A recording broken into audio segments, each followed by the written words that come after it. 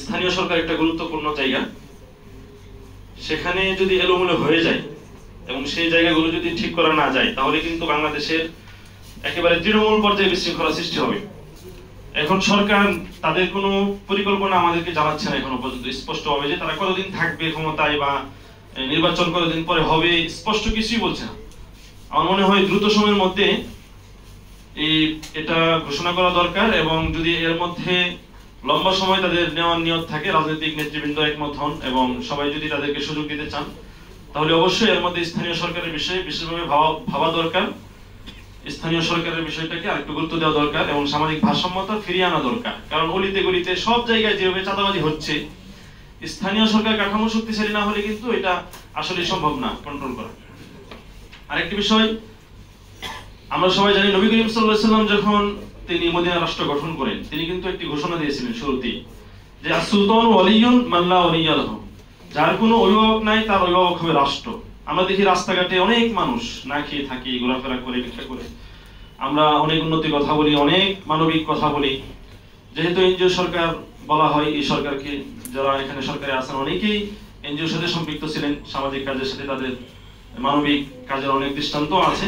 আমরা মনে করি তারা এই বিষয়টাতে নবী সাল্লাল্লাহু আলাইহি ওয়াসাল্লামকে দৃষ্টান্ত গ্রহণ করে এই বিষয়টাকে অগ্রাধিকার দিয়ে কোনো মানুষ যেন অবহেলার মধ্যে না।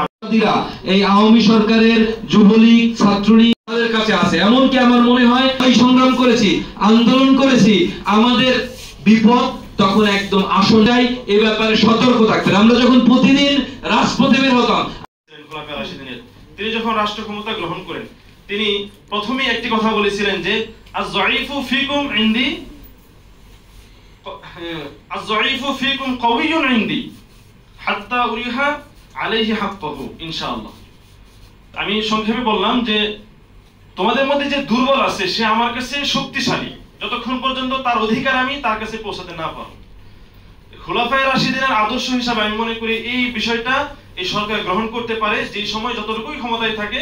আমরা এমন একটা বাংলাদেশ চাই যেখানে একজন দুর্বল মানুষ থাকবে শক্তিশালী রাষ্ট্রের কাছে। দুর্বল মানুষকে শক্তিশালী মনে করা হবে, তাকে দুর্বল ভেবে তাকে অবহেলা করা হবে, এমন হবে না।